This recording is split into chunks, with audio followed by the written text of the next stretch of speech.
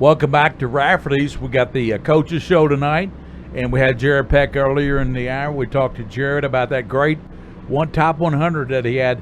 And I'm going to ask you, coaches, with us is Jonathan Hawks of Tates Creek, Demetrius Gay of Henry Clay. Did you see the top 100 that Jared put out? No, I didn't. I didn't get a chance to look That's at what it I as thought. well. I didn't think either one of them saw it. I don't know about y'all, but, he said 170 coaches responded to that. That's pretty good. Yeah, real good. That's really good. I'll be honest. I was one of them 170s, and so I take pride in helping out Jared. He does a great job. I want to welcome you guys into the Rafferty's second annual. This is second year we've done the show. Both you guys won last year. Did a great job. Henry Clay, sort of a snake-bitten team. He lost a couple games in the last quarter, last plays of the game. You could have had a tremendous season. You had and then Jayhawk, you really came on strong last year, didn't you? You really had a strong finish last year. Yes, sir. Kids, towards the end, and Meech is a really good friend of mine, so I competitively, I didn't want him to beat me. We always, I say, we go back and forth in track, but as a team, I just wanted our kids to fight hard, and I wanted us to have a good game against those guys, because I thought Demetrius did a great job last year with that team. I thought they were a solid group, and so, for us, we finished strong, but playing games like we played against Henry Clay prepared us for that last game stretch. Coach Gay and your team, I know you weren't happy with the record, but a lot of times, the one-loss record doesn't tell you the type of team that you have. I didn't. We kind of started our season off kind of rough. We won our first game, but then our quarterback went down. So, we was playing a few games with our backup quarterback last year. And, we still fought in every game that we went out and played. And that's what you want out of the kids, just keep fighting every single game. Go ahead, Coach. Yeah, this is for both of you. We'll start with you, Demetrius. I was thinking about this the other day. Other than the skill on the field and the performance in the classroom, what intangibles do you look for a player on your team? What do you want them to be like on the field? Kind of had this situation, scrimmage last week. Want you to be intense, but keep the intensity, bottled up a little bit. We had a kid that got one of my, I guess you can say your better kids. You wouldn't think he would do this kind of stuff, but inside those white lines, kids are different. And the official kind of barked at him a little bit, and but you kind of want those kind of kids. It kind of gets the morale of the team up and gets the juices flowing for all those guys. I want to ask you guys, both of you coaches, about the there's your Mingua beef jerky. Thank you. You get to take that home, and I want some teriyaki. You got any teriyaki? That's all I got, sweet hot right now. I want some teriyaki. Anyway, talk about your returning players and players that you count on that may be captains on your football teams this year, and your coaches too. Tell us about your assistant coach. Let's start with you, Jayhawk. Well, actually, today it's kind of funny you asked that question. We just did our captain ceremony today. We practice on Sundays, and so today we chose 5 captains, and those guys were Devin Young, Logan Julian, and Andrew Witherington. He's your quarterback, right? Quarterback, yes, sir. And then we had 2 other guys that are actually juniors that the team picked, and one of them was Detrell Johnson and Gavin Belcher. So those guys will be our 5 captains for the year. As far as coaches, honestly, I feel like I have a really great staff. They do a great job overall, to be honest. I do a lot of work, and I challenge them in the process. I tell them all the time, you'll never outwork me. But that mentality has really started to uplift our coaching staff. I show up sometimes, they beat me to the office, and it makes me mad, right? So I'll come a little earlier. Yeah. But they do a great job, from the top to the bottom. All of our coaches are awesome guys. A lot of people don't know the history of me and Jonathan Hawks, but we go way back to our horseman days. Yes, you and I took a road trip together for a horseman game, and also you did a radio show with me for several years on VOK. Yep. You're my co-host and did a great job on that. I tried. So you're one of my best friends in coaching, and it's hard for me not to but I can't be partial towards you because I got this Scholastic Ball Report, and Coach Gay knows about that. I get everybody on that. So, but it's going to be a fun year watching you, Jayhawk, how you progress as a man and as a coach. It's really sir. going to be fun to watch you. I appreciate that, Gary. And Demetrius, tell us about your captains and your coaches and all that.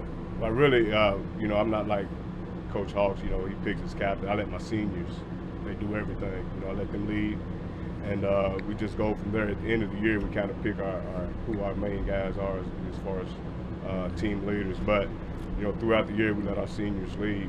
As far as coaches, you know, I've had my staff with me now for this group for a couple of years, and they do a great job of teaching kids. You know, when we get these young kids in, we got to do a lot of teaching. It's a whole lot of teaching. You know, Hawks can tell you, you know, and they do a great job with the young guys, and so the older guys that we have as well can help the coaches. So that's why we lean on our seniors a lot to do things. And one thing we haven't really talked about, Coach Meehan, is the schedules for both these teams. Tell me a little bit about your schedule, but first tell me a little bit more about your first game. So we had the scrimmage this past week. And, you know, this is why this actually works out. He's actually seen me all summer. We've been at Henry Clay practicing all summer because we haven't had a field. Right. They was resurfacing our turf. But we had a scrimmage this past week, and it gave us a kind of an indication of what things we still need to clean up. You know, if you had to base it off of performance, our kids are improving a whole lot, but going into this Eastern game, it's little things that we need to tweak and really, like, I guess, focus on. And so I think Eastern will be a really good team, a really good first opponent for us. I think that they'll be fast. I think they'll have some athletes on the team. But for us, honestly, I'm just focusing on us right now. I'm not worried so much about what they have, more so about what we can do.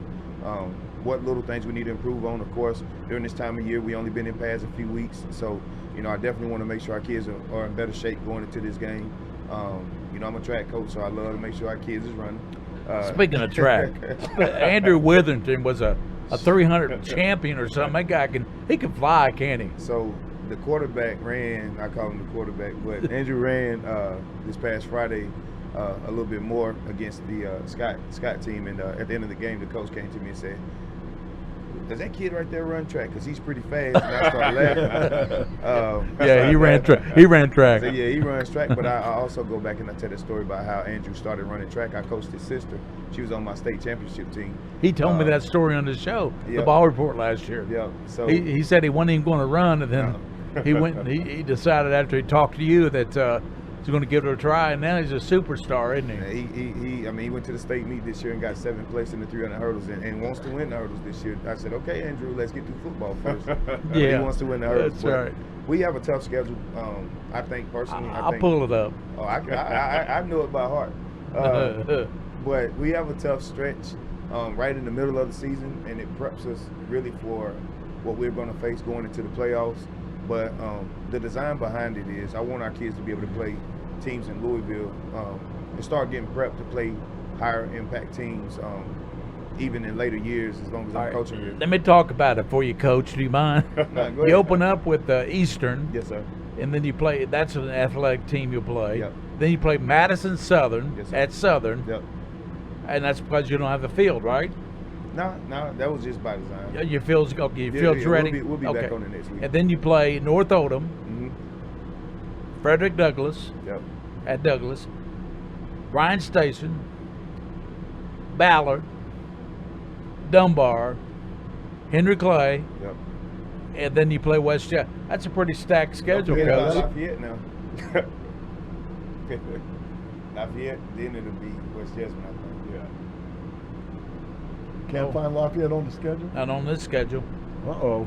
They own there. But you got them. Yeah, hey, they own there. District teams. There's somewhere on there. Okay, yeah. Tell me a little bit about, you said about playing Louisville teams, right? Do they sometimes, if you don't do that, do they kind of feel like maybe they're playing up instead of playing even?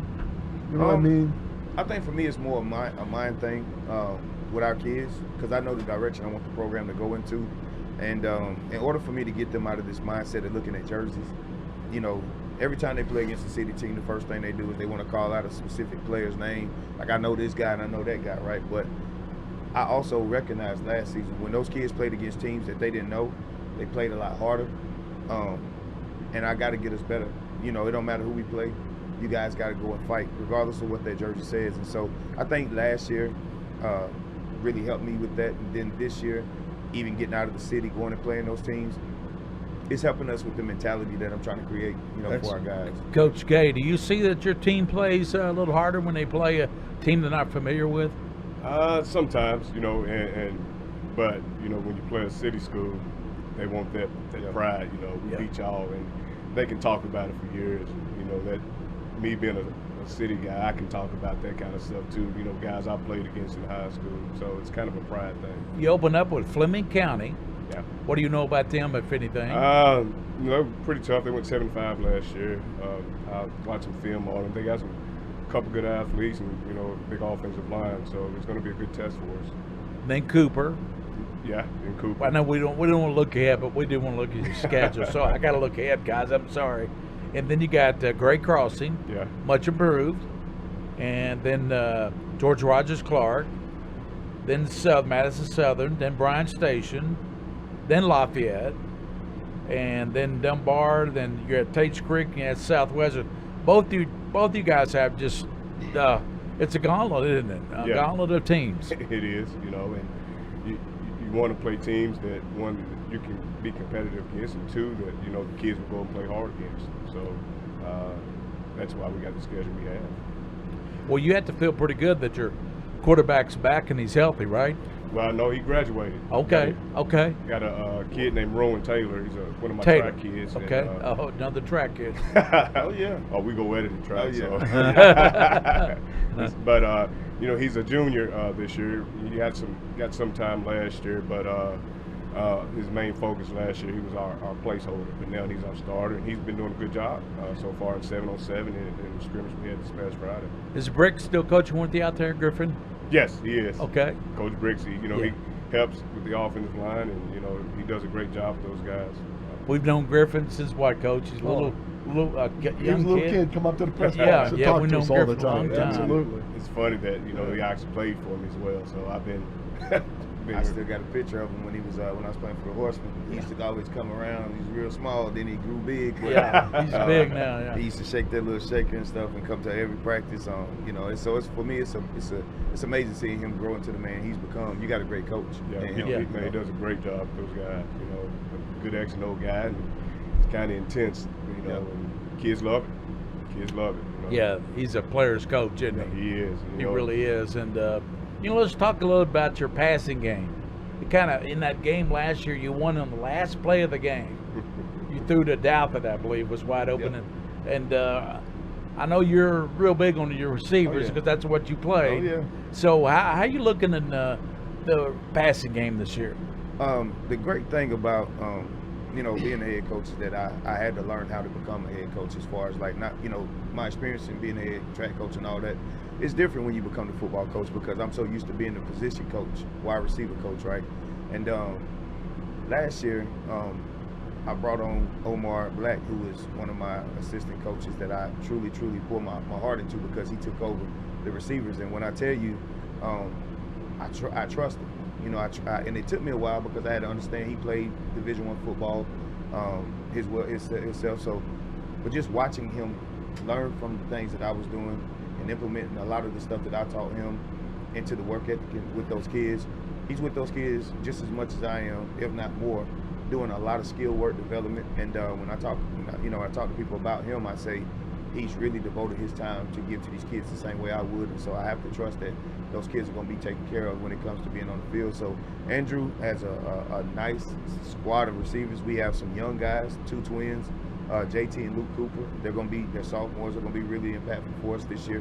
JT got hurt during baseball this summer, so he'll be back. Both of them about 6'3". You remember Jackson Bierman? Mm-hmm. Yeah. So they're similar to what Jackson, so the same size Jackson was as a sophomore. Those 2 Bierman twins was really good. And really I had to good. take him, same way with Jackson. So these twins kind of remind me of him, and they're going to be outstanding receivers. But then we have our older guys, Mason Jackson.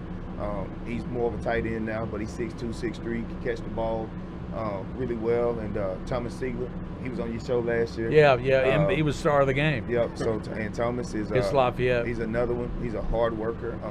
One of the most skilled receivers we have. And then, you know, we got some new guys. Brody Dunham, who's a baseball player that's come out to us, 6'3", 6'4" kid again. We got some guys that can play, and we really want to be able to pass the ball as much as we can against good teams. And I don't know. I'm excited for this year. And Coach Gay, you know, they often say in preseason the offense hadn't caught up with the defense, hadn't caught up. Well, would you say that you're close to that, or you're working on that, or what's it's a work in progress every week. You know, the offensive guys and coaches are doing a great job of, you know, trying to figure out and understanding what our coach wants out of what we're doing. And, you know, for the most part, they're doing a great job right now. Are you excited about this year? Oh yeah, I'm excited. I can tell. I know he is too. It's really fun. And what Jonathan said over there really rings a bell with me too. One of the mistakes that a lot of new coaches, head coaches make, they don't trust their assistants. They feel like I got to do everything. And you know now, you can't do everything. Oh, trust me.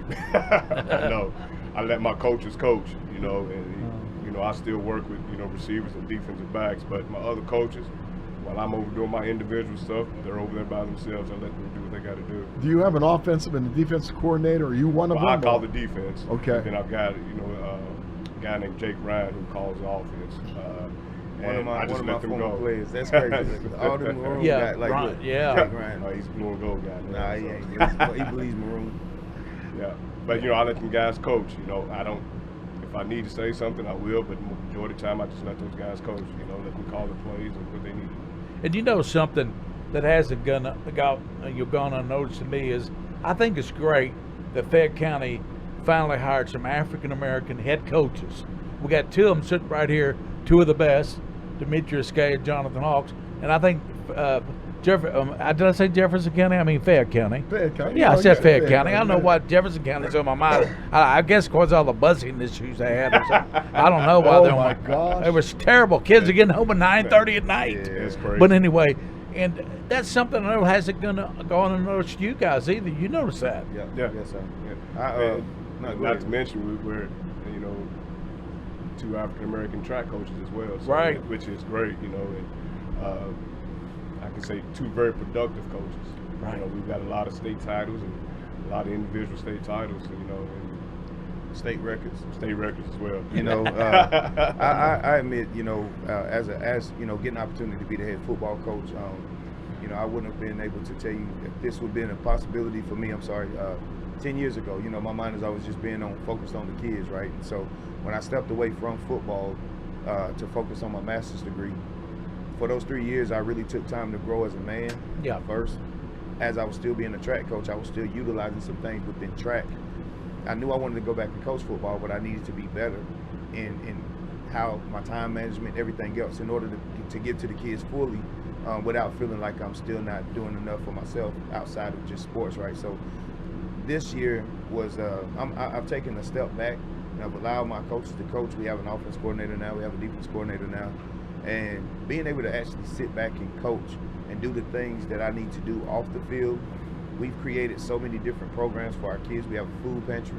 We have a freezer that you know, we partner with some different community partners to help, you know, fund that freezer so we can make sure that, you know, our families, if we need them, they got food that they can get from us.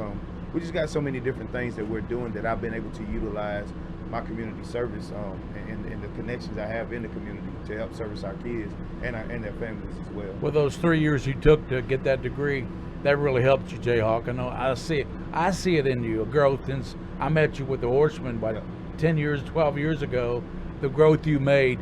And I know Coach K's in it too. And, Oh, yeah. And it's really out. And I really appreciate what you do for the community, Yes, you know, sir. the outreach and everything. Well, that's what I was going to say too, Gary.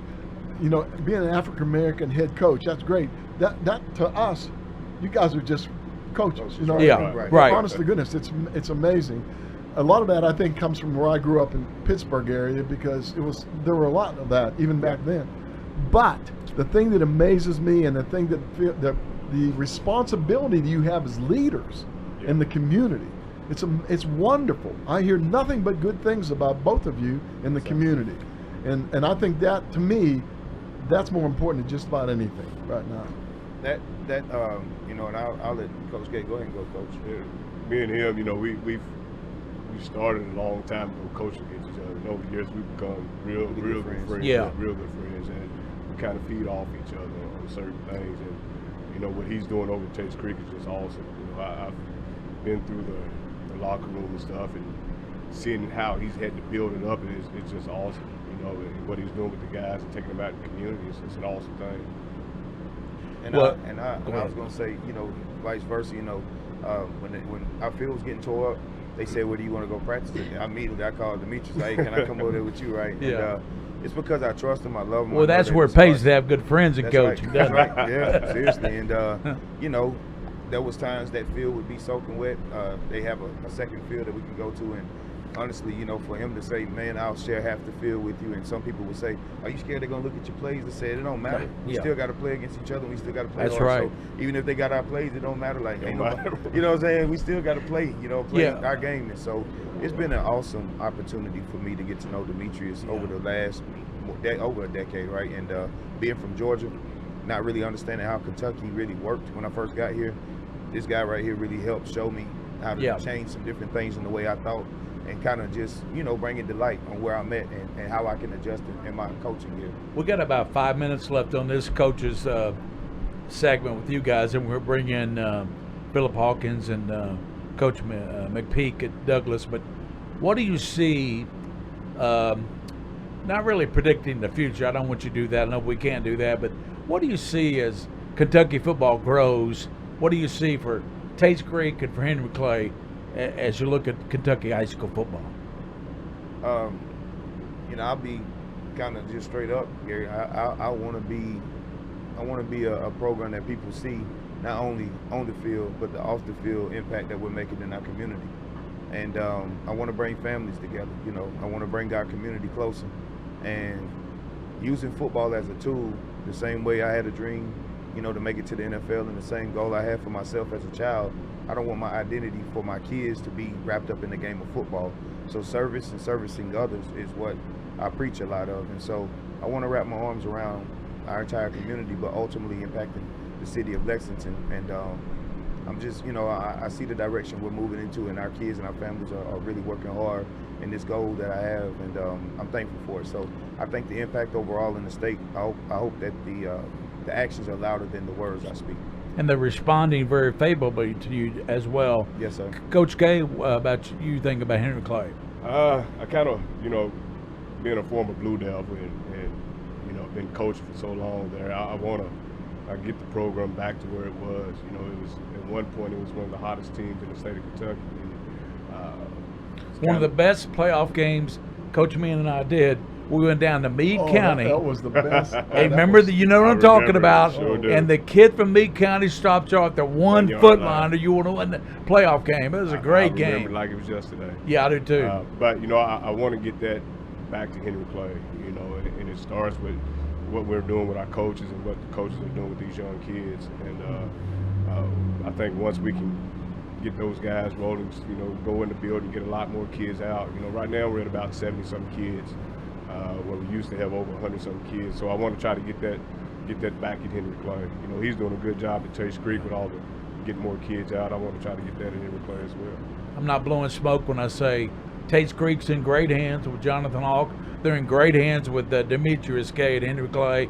You guys do a tremendous job, and the wins and losses will come. The wins will come.